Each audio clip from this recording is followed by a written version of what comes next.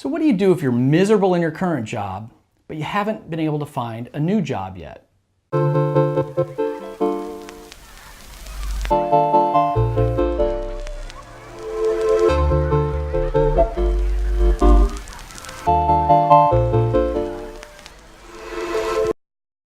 Hi, I'm Kevin Kruse, and today's question is about being stuck in a job that's just not doing it for you anymore.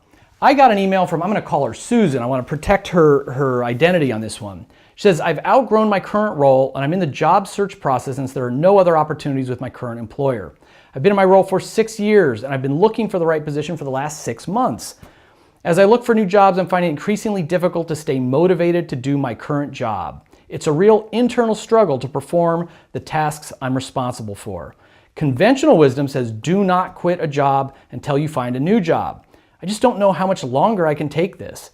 Any suggestions? Susan. So Susan, that, again, a very personal issue. Ultimately, this is going to be your decision. But what comes to mind is, I think, it's two things. It's integrity and courage. Integrity is the integrity to realize when you're able to, continue to do your tasks and when you've crossed a line and can no longer do what you're being paid to do. Not a lot of people know that, when I've quit positions that I've had in the past, it was because, I walked away from certain financial gains. It's because I could no longer represent the leadership of that company. I think that I was being paid to lead, and I was certainly comfortable with debating behind closed doors, and if I lost an argument, but it was reasonable, that's fine. I would go out and represent the position of the higher leadership. But when there were times when I just felt like if I take their paycheck, I need to represent their interests and I can just no longer do it, that was when I decided to resign. But that takes some professional courage, because if you don't have that next job lined up, you are putting yourself at risk. I don't know your financial situation. I don't know if you've saved up a lot of money for a rainy day, but I think it's also true that as an employer, if I see that you quit your job without a real good reason, and now you're trying to apply for the position that I have, it's going to raise some questions.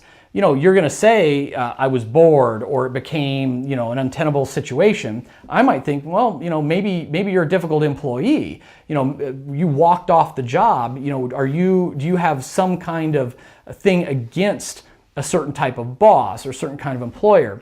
So it's just unusual. Even if that's unfair, that's just the way a lot of people are going to think.